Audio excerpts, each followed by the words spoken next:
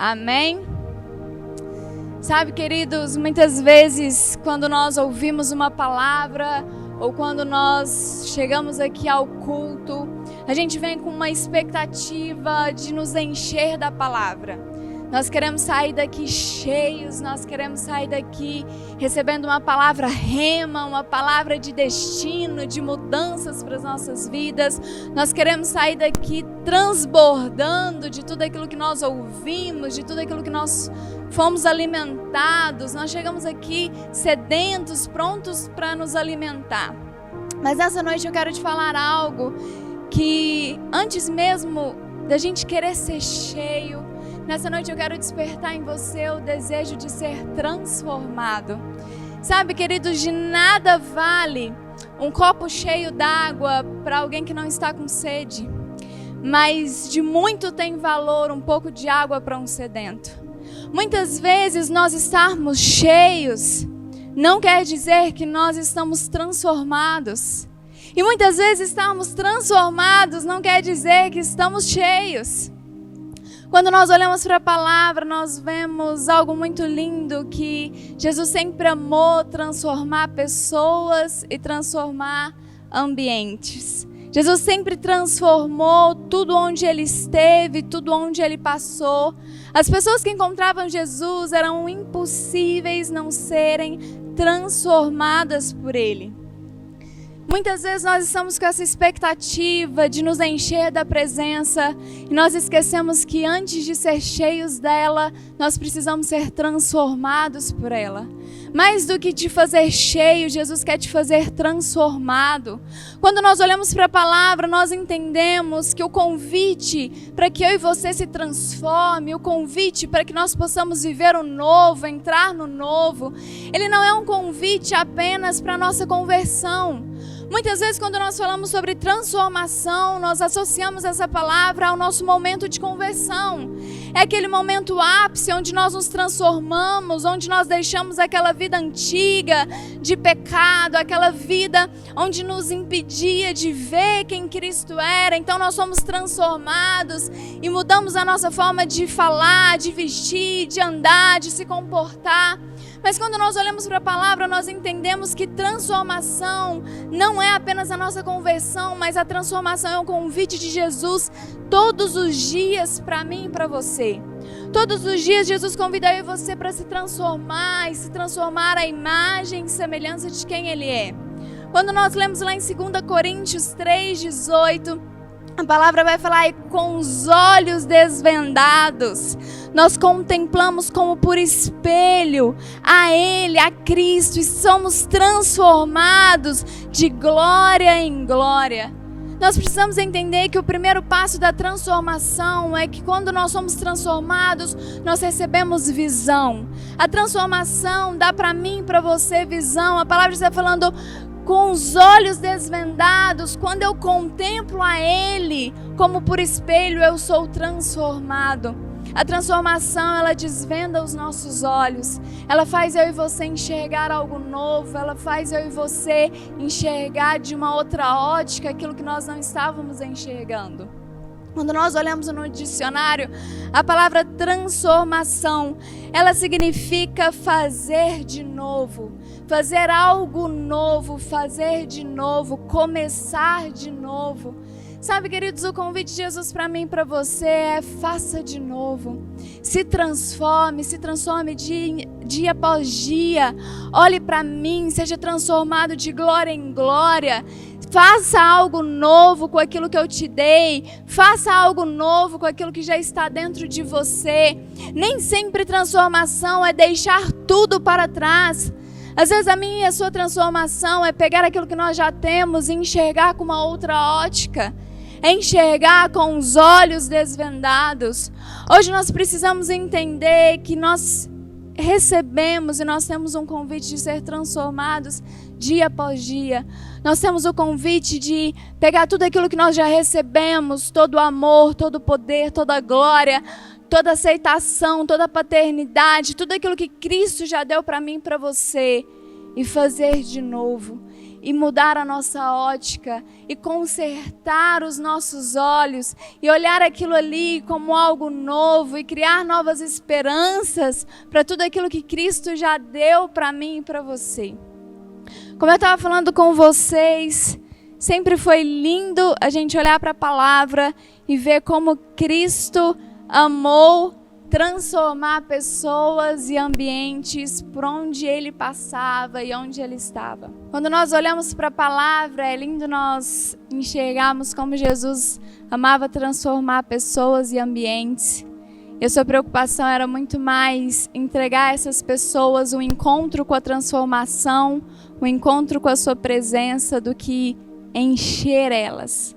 Porque é natural de quem é transformado ser cheio.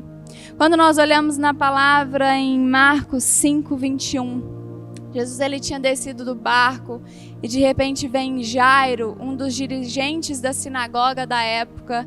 Jairo era próximo de Jesus e ele chega e fala: Jesus, a minha filha morreu, por favor, vai até lá, corre lá na minha casa, ore por ela. Eu tenho certeza que se você orar por ela, ela vai ressuscitar, algo vai acontecer. Aquela menina, aparentemente, ela já tinha morrido, mas chega um pai cheio de esperança, um pai transformado por aquilo que ele já tinha visto e ouvido falar sobre Jesus. E ele chega e fala: mestre, ela morreu, mas eu sei que você pode. Eu sei que você pode transformar essa situação. Então a palavra diz que Jesus ele se dirige até a casa de Jairo, mas no meio desse caminho, de repente a multidão começa a cercar Jesus e vem aquela mulher hemorrágica e toca nas suas vestes e ela fala: olha, se eu apenas tocar, eu sei que eu serei curada. Aquela mulher tinha hemorragia por 12 anos, ela já tinha procurado todos os tratamentos possíveis e ela nunca tinha sido curada, mas de repente ela toma uma atitude quando ela toca nas vestes de Jesus. A palavra diz que sobre as vestes dele saíram poder e aquela mulher sentiu imediatamente a sua enfermidade se cessando. Então Jesus pergunta: quem me tocou? E aquela mulher com medo, ela se ajoelha tremendo e fala: fui eu. Jesus fala: filho, seus pecados estão perdoados, a sua fé te salvou. Jesus ele estava no meio do caminho e de repente ele encontra essa mulher e quando ele encontra essa mulher que toca suas vestes, imediatamente ela é curada. A pergunta de Jesus para ela não é: o que fez você me tocar? O quanto você me conhece? O quanto você sabe de mim? O quanto você tem de experiência comigo? Não, a pergunta de Jesus para ela não é essa. Jesus não estava querendo saber o quanto ela o conhecia, o quanto cheia de conhecimentos e experiências ela tinha, mas Jesus queria dar a ela uma experiência, a experiência da transformação. Porque a partir do momento em que nós somos transformados, é impossível nós não sermos cheios. Muito mais do que ser cheios, Jesus quer fazer eu e você sermos transformados. Quando aquela mulher encontra Jesus, ela não tinha provavelmente uma vida temente a Deus, mas ela ouviu falar sobre Ele, entendeu que a resposta dela poderia estar ali. Então, de repente, ela toca naquelas vestes e imediatamente ela é transformada. E é impossível nós sermos transformados e não sermos cheios. Jesus então deixa aquela mulher porque ele sabia que ele já tinha entregado tudo para ela, ele tinha entregado uma experiência de transformação. Então Jesus ele passa por aquela mulher e ele continua indo ao seu destino que era encontrar a filha de Jairo.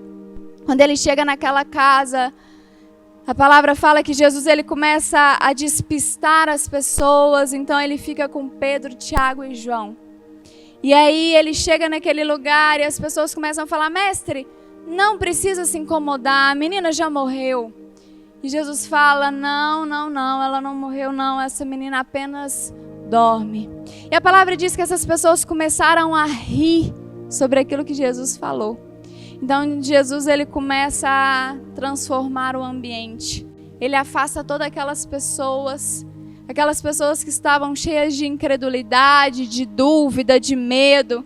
Aquelas pessoas que estavam caminhando por aquilo que os seus olhos viam e não por aquilo que elas criam.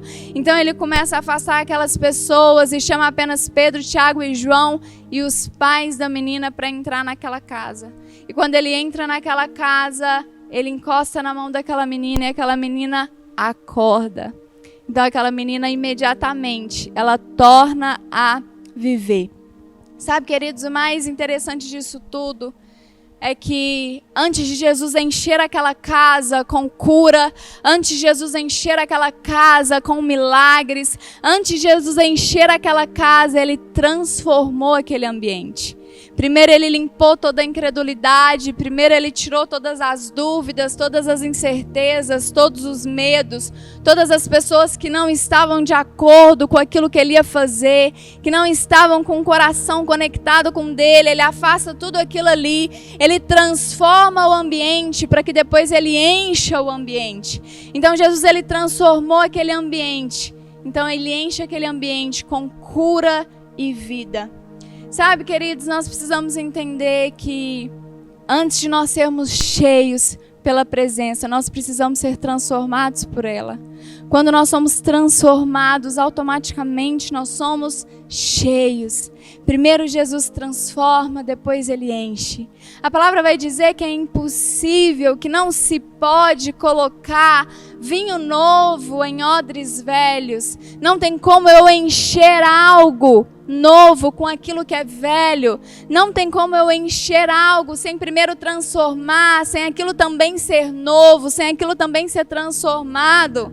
Sabe, queridos, não importa quantos anos nós temos de experiências, de vivências com Cristo, todos os dias o nosso convite é: nós precisamos ser transformados.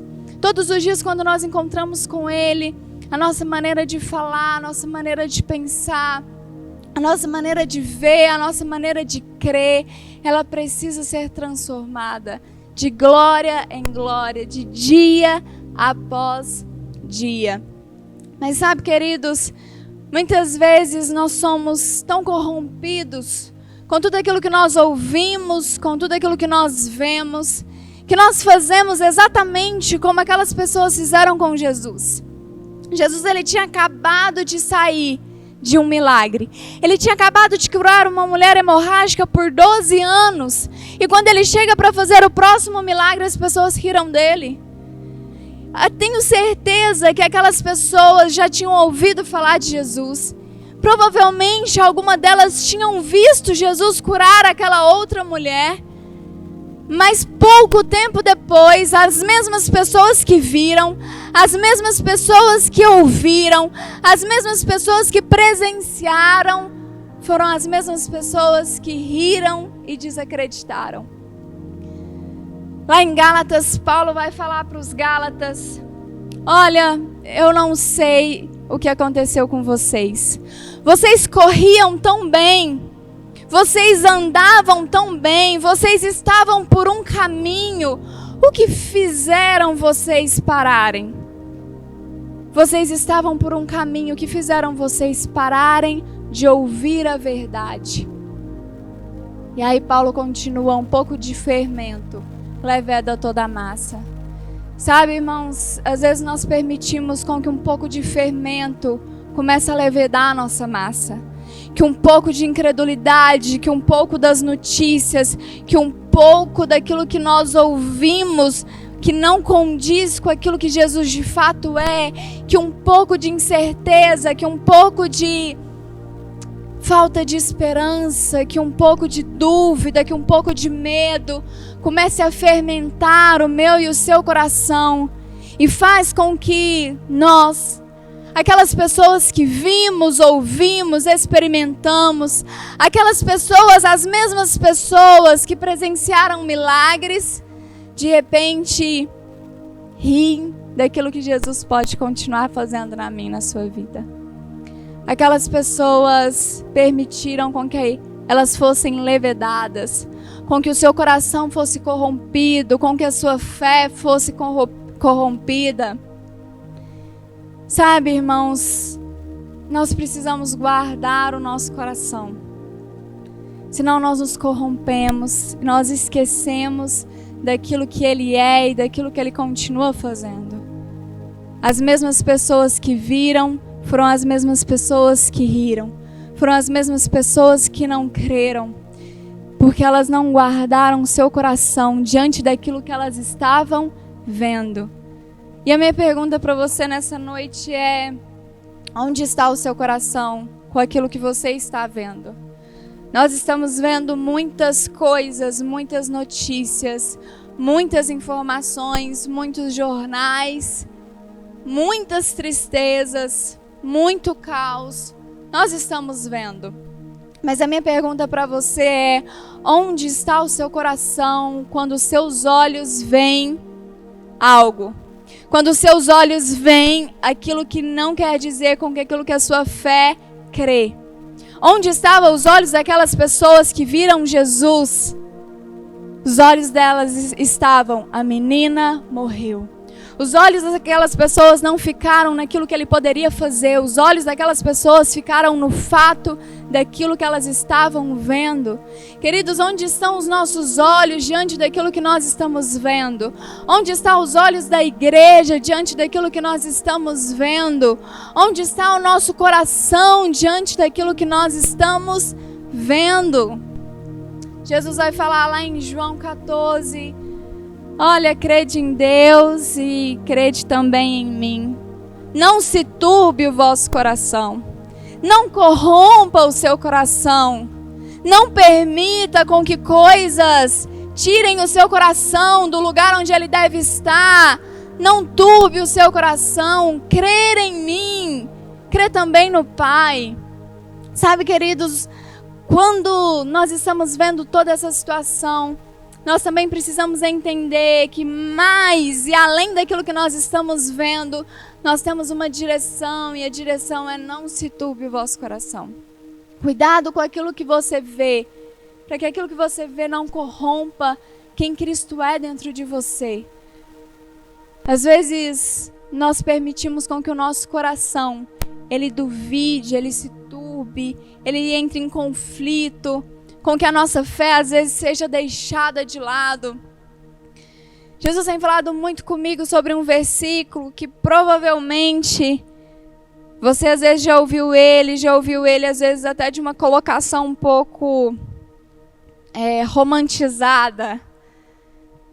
Lá em Provérbios 4:23, a palavra vai falar: guarde o seu coração acima de todas as coisas, porque dele procede as fontes da vida. Às vezes nós ouvimos esse versículo quando nós falamos de vida sentimental. Você precisa guardar o seu coração sobre todas as coisas. Não, mas eu quero te levar para um outro entendimento disso. A palavra fala: guarde o seu coração acima de todas as coisas, porque do seu coração procede as fontes da vida. Então a palavra está falando: guarde aquilo que está dentro de você, guarde o seu coração, guarde a sua fé, guarde os seus sentimentos, guarde. Nós somos responsáveis por aquilo que eu e você, pelo nosso ânimo, eu e você somos responsáveis por guardar a nossa fé, por guardar o nosso coração. Então a palavra está falando: guarde seu coração, não acima do caos, não acima das circunstâncias, não acima dos seus sentimentos, mas guarde o seu coração acima, sobre todas as coisas. Porque se você guarda o seu coração acima de todas as coisas, dele procede, dele jorra, dele gera as fontes da vida. Deus colocou algo dentro de mim, de você, muito poderoso. Deus nos deu a oportunidade de gerar vida dentro de nós. O nosso coração é uma fonte de vida.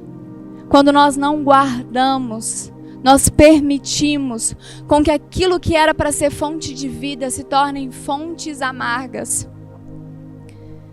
Nosso coração foi feito para gerar vida. O nosso coração foi feito para ser fonte de vida. Mas quando essa fonte ela não gera vida, ela gera morte. Nós precisamos tomar cuidado sobre aquilo que o meu e o seu coração têm gerado. sobre aquilo que o meu e o seu coração tem jorrado. A palavra vai dizer que a boca fala aquilo que o coração está cheio. A boca fala aquilo que o coração está cheio porque o seu coração é a sua vida. Aquilo que você cultiva, aquilo que você guarda, aquilo que você gera, aquilo que você alimenta, reflete quem você é e o lugar onde você está.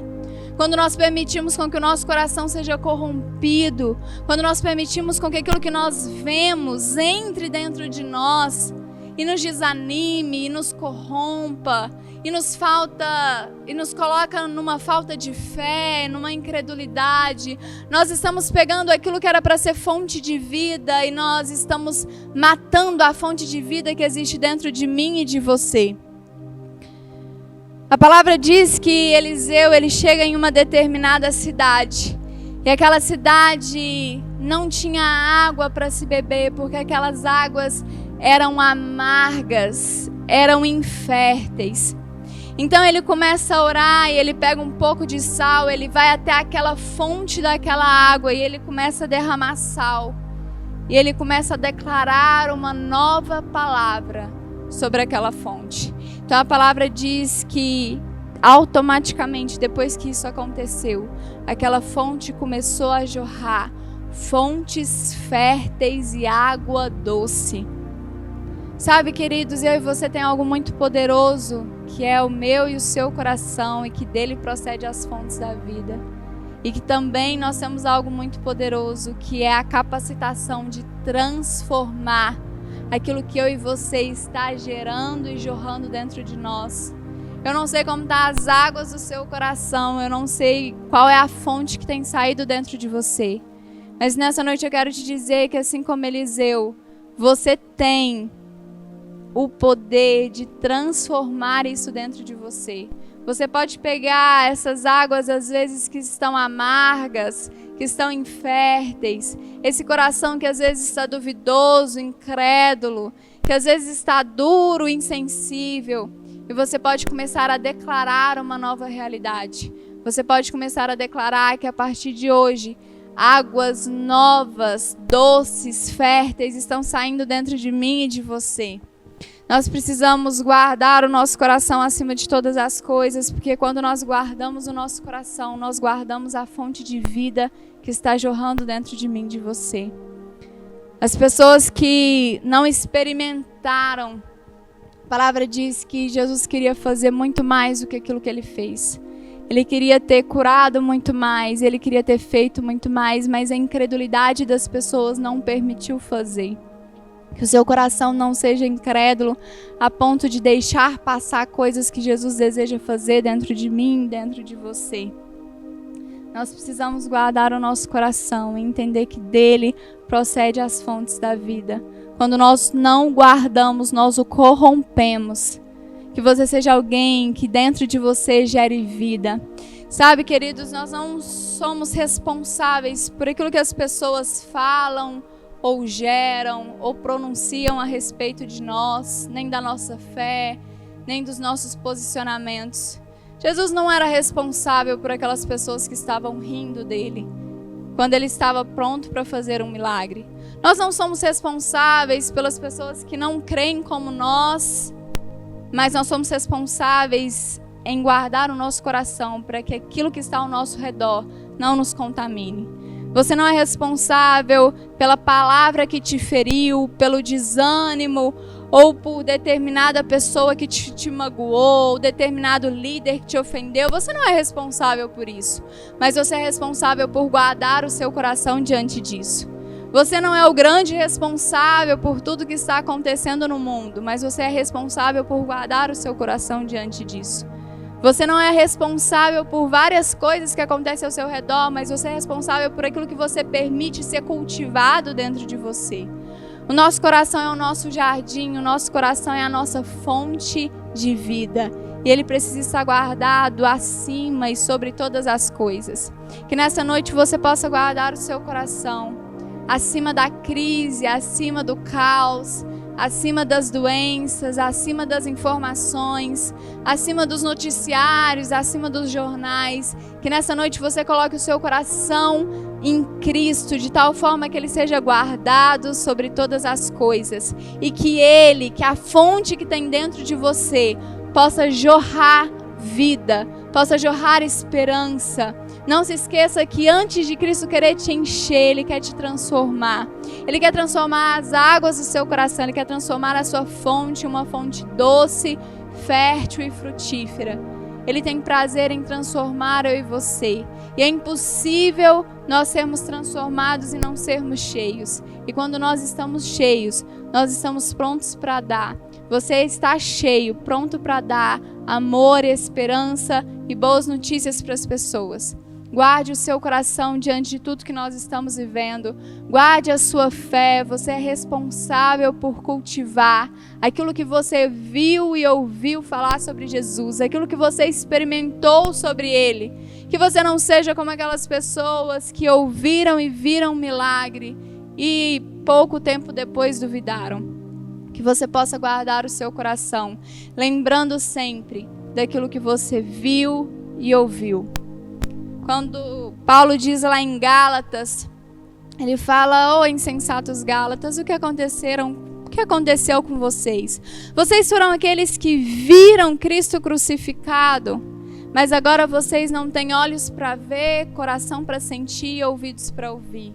Sabe, queridos, que tudo isso que nós estamos vivendo não cegue os nossos olhos, não tampe os nossos ouvidos e não endureça o nosso coração. Que nós possamos sempre lembrar daquilo que nós vimos e ouvimos. Que nós possamos sempre lembrar do Cristo crucificado. Que nós possamos sempre lembrar do Cristo que está pronto para transformar eu e você todos os dias. Pronto para transformar aquilo que nós estamos vendo e injetar e nos reanimar e nos colocar em uma posição daqueles que creem, não daqueles que duvidam. Que nessa noite você possa guardar o seu coração, entendendo que Ele está pronto para te transformar. E a partir do momento que você é transformado, você é cheio. Lembre-se disso, você é cheio do Espírito Santo. Existe uma boa fonte dentro de você.